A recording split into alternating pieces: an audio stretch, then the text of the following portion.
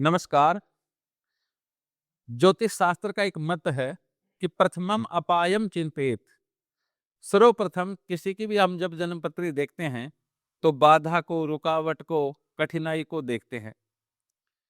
लेकिन जब उपायों के संदर्भ में आते हैं तो बहुत से लोग बड़ी मेहनत करके अपना बिजनेस, कार्य, व्यवसाय प्रारंभ करते हैं और करने के बावजूद भी उनको सफलता प्राप्त नहीं हो पाती।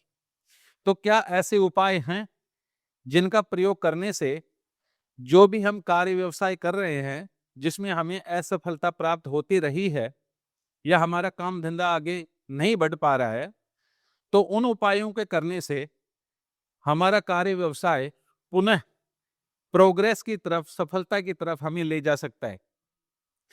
तो हमारे यहाँ बहुत से यंत्र शास्त्र हैं, मंत्र शास्त्र हैं, उनमें बहुत सारे नियम लिखे मिलते हैं और कुछ योगों को, कुछ नियमों के आधार पे जो बात हम कर रहे हैं, 34 का जो यंत्र है, इसको करने से बड़ी सफलता देखी गई है।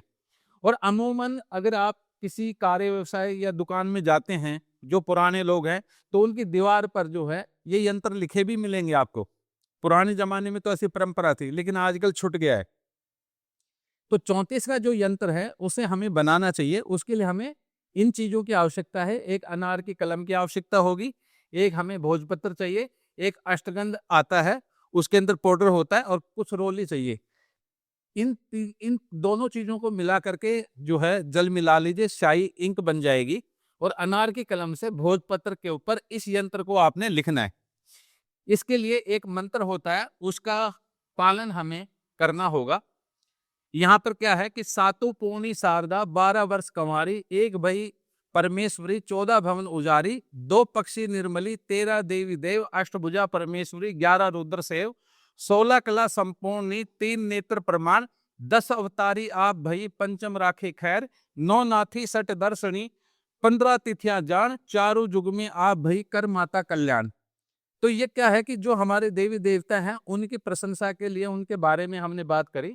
इस मंत्र का उच्चारण करते हुए किसी शुभ मुहूर्त में, शुभ मुहूर्त की खासियत क्या है कि जिस दिन भी अगर शनिवार हो और प्लस पुख्य नक्षत्र आए, इन दैट डे हम इस यंत्र का पालन कर सकते हैं, बना सकते हैं।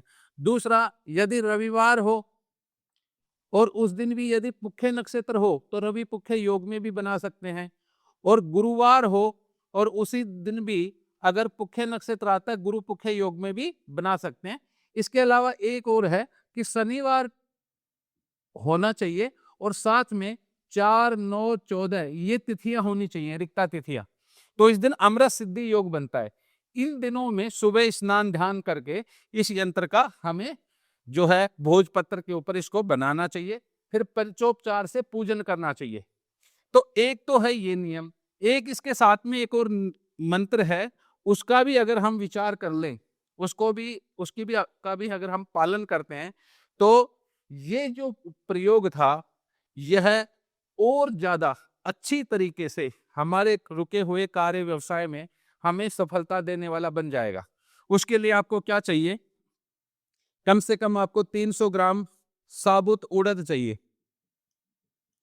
साबुत उड़द आप मार्केट से ला सकते हैं और उन उड़दों को जो है किसी भी बर्तन में रख करके उसमें थोड़ा सा गंगा जल और थोड़ी सी हल्दी मिला लीजिए। और बाद में एक मंत्र है, वो मैं लिखता हूं।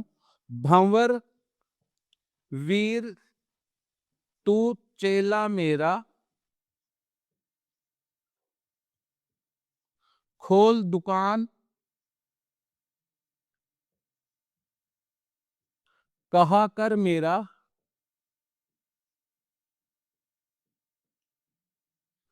उठे जो डंडी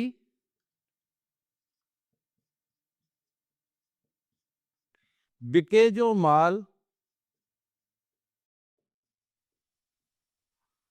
भंवर वीर सोखे नहीं जाए।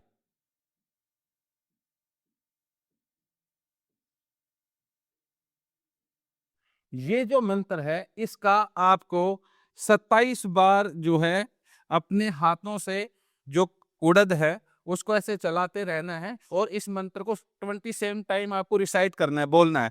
भंवर वीर तू चेला मेरा, खोल दुकान कहा कर मेरा, उठे जो डंडी बिके जो माल, भंवर वीर सोखे नहीं जाए। और उसको एक बार 27 बार करके अपने पास रख लीजिए। और जो भी आपका कार्यस्थल है, जो दुकान है, ऑफिस है, वहां पर आप प्रत्येक शनिवार को आप एक बार बोल करके थोड़े से जो है सुबह सुबह अपनी उसमें जो है कार्य व्यवसाय जहां भी है आपका, वहां पर थोड़ा सा आप बिखेर दीजिए उसे। और उस दिन झाड़ू ना लगाएं, पहले झाड़ू लगा करके फिर कीजिए ये।